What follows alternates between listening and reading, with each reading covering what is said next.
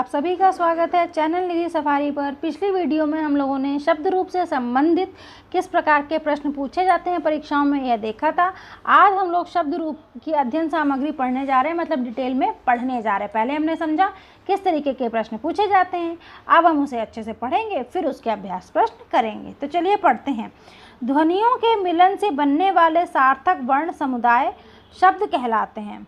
शब्द कभी स्वयं या कभी दूसरे शब्दों के साथ मिलकर अपना अर्थ व्यक्त करते हैं। तो सामान्यतः शब्द दो प्रकार के होते हैं, सार्थक और निरर्थक। सार्थक शब्द वे होते हैं जिनका अर्थ निकलता है, जबकि निरर्थक शब्दों का कोई अर्थ नहीं निकलता है। यथा पानी वानी, चाय वाय। यहाँ पानी तथा चाय का तो सीधा अर्थ निकलता है, जबकि वानी एवं वाय का कोई अर्थ नहीं होता। अतः पानी तथा चाय सार्थक शब्द और वानी तथा वाय निरर्थक शब्द हैं।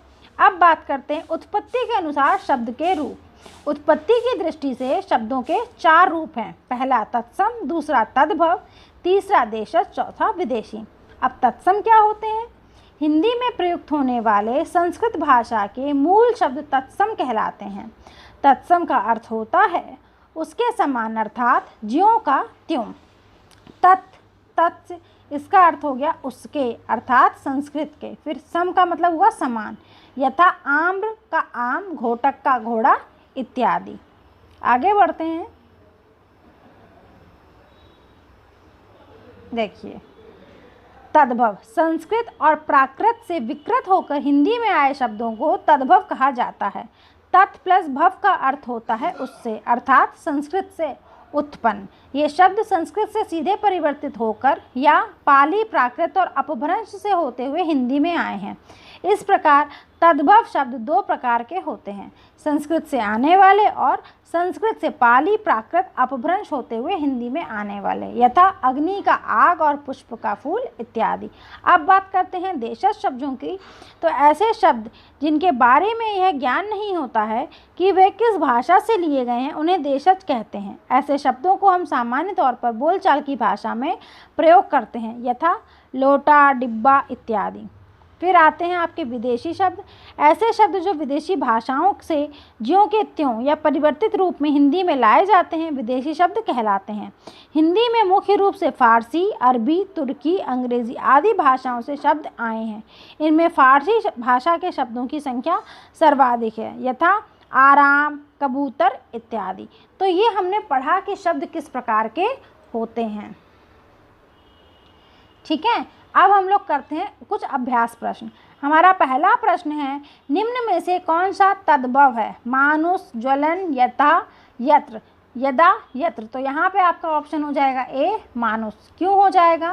क्योंकि दिए गए विकल्पों में मानुष शब्द तद्भव है, इसका तत्सम मनुष्य होता है, शेष सभी तत्सम शब्द हैं। अगला प्रश्न है हमारा, शब्द शब्द का सही तत्सम क्या होगा?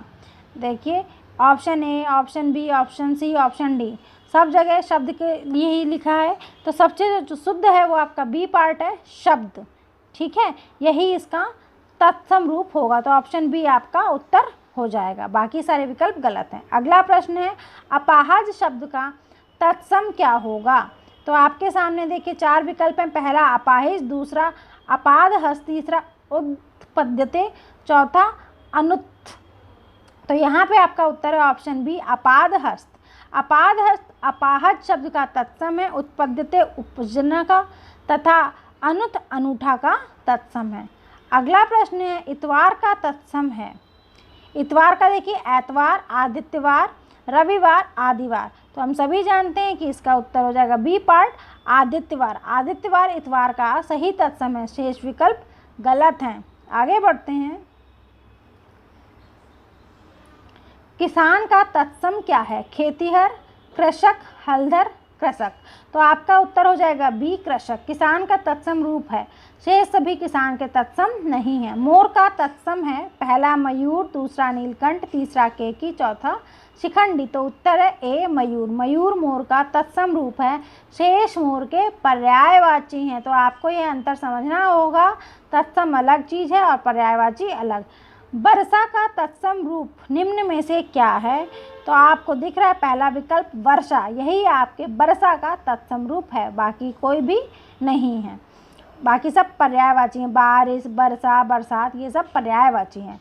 कपड़ा का तत्सम शब्द क्या होगा? ऑप्शन ए कर्तन, ऑप्शन बी कपाट, ऑप्शन सी करपट, ऑप्शन डी करपट। ठीक है, तो यहाँ पे उत्तर डी करपट कपड़ा का तत्सम शब्द है। कर्तन काटना का, कपाट किवाड़ का तत्सम है। ठीक है, आगे बढ़ते हैं। संचय का तत्सम शब्द है, पहला सच्चा, दूसरा सच, तीसरा संचय, चौथा संचय। तो आपका विकल्प होगा डी, संचय का तत्सम संचय होता है। प्रश्न 10, देशज वे शब्द होते हैं जिनकी उत्पत्ति संस्कृत शब्दों से हुई हो, उत्पत्ति संस्कृत और प्राकृत से हुई हो, उत्पत्ति का पता नहीं चलता, इनमें से कोई नहीं। तो हम सभी जानते हैं ऑप्शन सी इसका उत्तर होगा।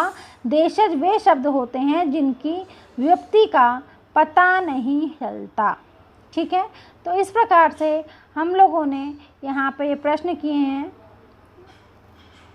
हाँ, तो यहाँ पे हम लोगों ने प्रश्न किए शब्द रूप से संबंधित। उम्मीद है कि यह वीडियो आपको पसंद आया होगा। यदि आपको यह वीडियो पसंद आए तो लाइक प्रेस करें, शेयर करें, और चैनल पर यदि आप पहली बार आए हो तो इसे सब्सक्राइब करें ताकि आपको इसी तरीके के यूज़फुल वीडियोस मिलते रहें। तो मिलते हैं नेक्स्ट वीडियो में।